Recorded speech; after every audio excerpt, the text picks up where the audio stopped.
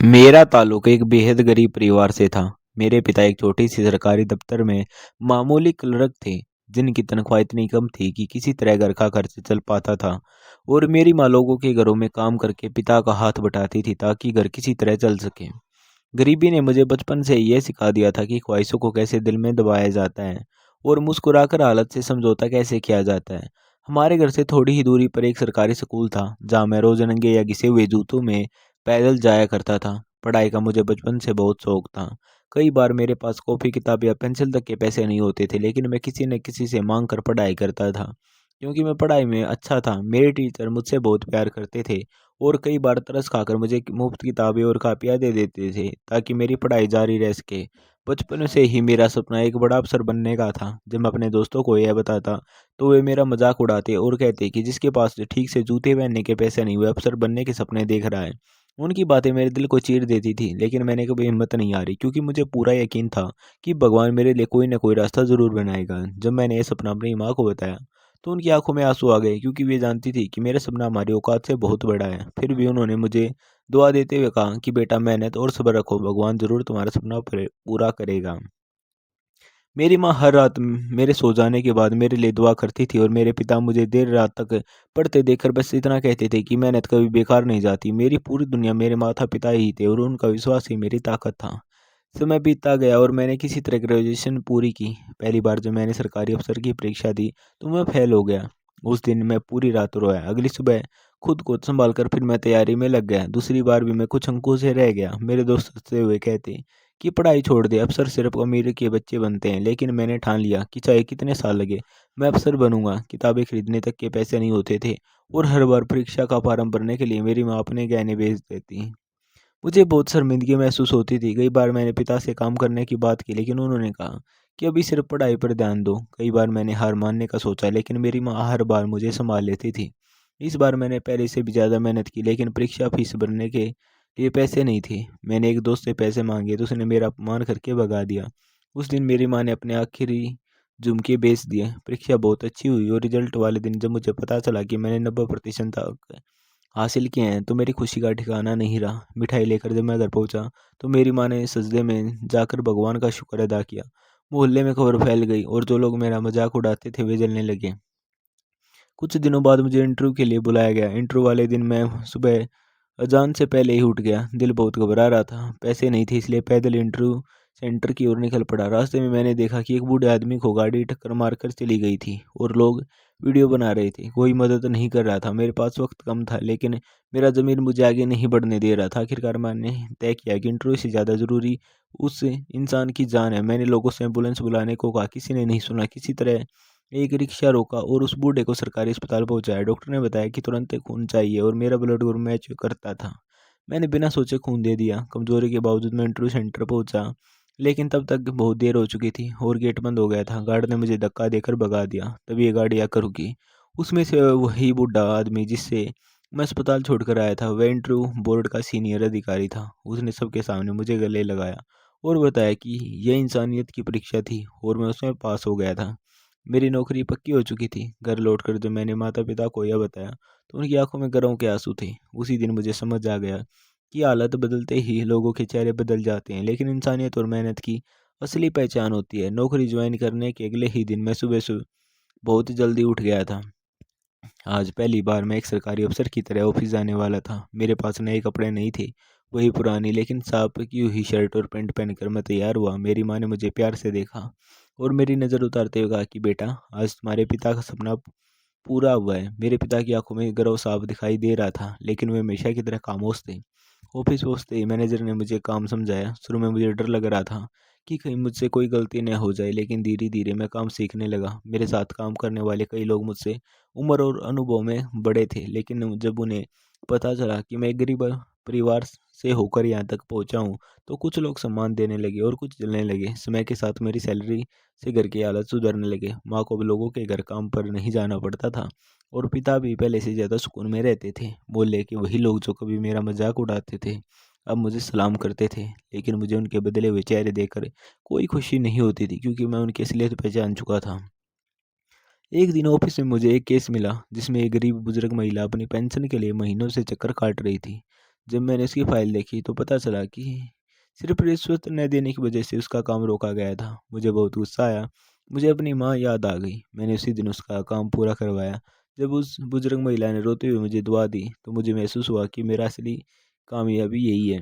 धीरे धीरे मेरी ईमानदारी की चर्चा पूरे ऑफिस में फैल होने लगी। कुछ सीनियर अफसर मुझसे नाराज भी हुए क्योंकि मैं गलत कामों में साथ नहीं देता था। मुझे कई बार धमकियां भी मिली, लेकिन मेरे पिता की कही बातें मुझे हमेशा याद रहती थी कि सच्चाई के रास्ते पर चलने वाले कभी हारते नहीं। एक दिन वही दोस्त जिसने कभी मुझे परीक्षा देने से रोका था मेरे पास मदद मांगने आया क्योंकि उसका काम अटका हुआ था। मैंने उसकी मदद की, लेकिन उसके चेहरे पर शर्म साफ दिखाई दे रही थी।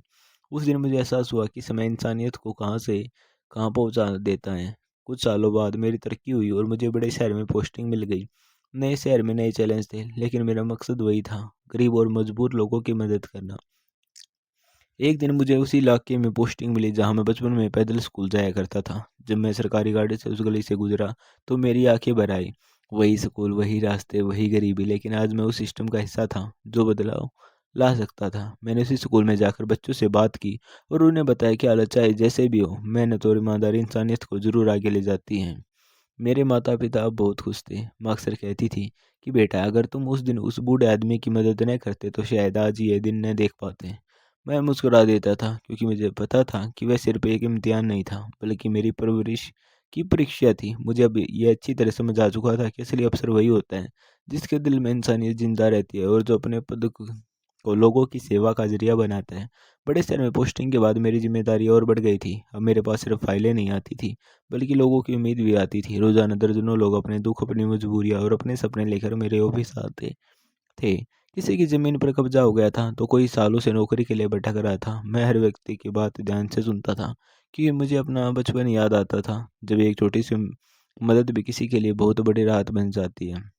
कई बार ऊपर से दबाव आता था कि कुछ केस दबा दिए जाएं या किसी रसूखदार व्यक्ति का गलत काम सही कर दिया जाए, लेकिन मैं हर बार साफ इनकार कर देता था। इसकी वजह से मेरे खिलाफ शिकायतें भी की गई और मुझे बदनाम करने की कोशिश भी हुई, लेकिन मैंने कभी अपने उसूलों से समझौता नहीं किया। मेरे माता पिता अब गांव में रहते थे, जहां मैंने उनके लिए एक छोटा सा पक्का घर बनवाया था। जब भी मैं उनसे मिलने जाता, मेरी माँ मुझे देखकर सजदे में झुक जाती और मेरे पिता बस सिर पर हाथ रखकर दुआ देते। एक दिन ऑफिस में एक बड़ा मामला आया जिसमें एक निजी कंपनी पर गरीब किसानों की जमीन हड़पने का आरोप था। बड़े बड़े लोग इसमें शामिल थे और मुझे साफ इशारा दिया गया कि इस केस में ज़्यादा सख्ती न दिखाई जाए। लेकिन जब मैं किसानों से मिला और उनकी हालत देखी तो मेरा दिल भर आया। वे वही लोग थे जिनके बच्चों के पास पढ़ाई के लिए किताबें तक नहीं थी। मैंने पूरे सबूत इकट्ठे किए और केस को मजबूती से आगे बढ़ाया। इसके बाद मुझे कई बार धमकी भरे फ़ोन आए, यहाँ तक कि मेरे परिवार को नुकसान पहुँचाने की बात भी कही गई। उस वक्त डर तो लगा, लेकिन मेरे पिता की आवाज़ मेरे कानों में गूंजती रही कि सच के रास्ते पर चलने वाले को भगवान खुद संभालता है। आखिरकार केस में फैसला गरीब किसानों के हक में आया और पहली बार मुझे लगा कि सिस्टम के अंदर रहकर भी बदलाव लाया जा सकता है। मीडिया में मेरी ईमानदारी की चर्चा होने लगी, लोग मुझे पहचानने लगे और कई युवा मुझसे मिलकर कहते थे कि आपकी कहानी हमें हिम्मत देती है। एक दिन वही रिक्शा चालक मुझसे मिलने ऑफिस आया जिसने उस दिन उस बूढ़े आदमी को अस्पताल पहुंचाने में मेरी मदद की थी।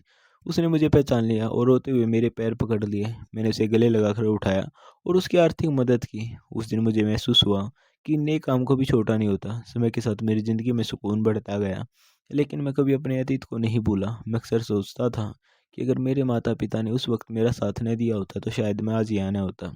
एक शाम ऑफिस से लौटते वक्त मैंने उसी सड़क पर गाड़ी रुकवाई जहाँ कभी मैंने इंसानियत की परीक्षा दी थी। मैं थोड़ी देर वहीं खड़ा रहा और अपने अंदर एक अजीब सा सुकून महसूस किया। मुझे लगा जैसे ज़िंदगी ने मुझे वहीं से उठाकर वहीं वापस लाकर खड़ा कर दिया हो। फ़र्क बस इतना था कि अब मेरे हाथ में दूसरों की मदद करने की ताकत थी। वक्त के साथ मेरी जिम्मेदारियाँ और भी बढ़ती चली गई। अब मैं सिर्फ एक ऑफिस तक सीमित नहीं था, बल्कि कई इलाकों की जवाबदेही मेरे कंधों पर आ चुकी थी। जहाँ भी जाता लोग उम्मीद भरी नज़रों से देखते थे, जैसे उन्हें यकीन हो कि अब उनकी सुनवाई ज़रूर होगी।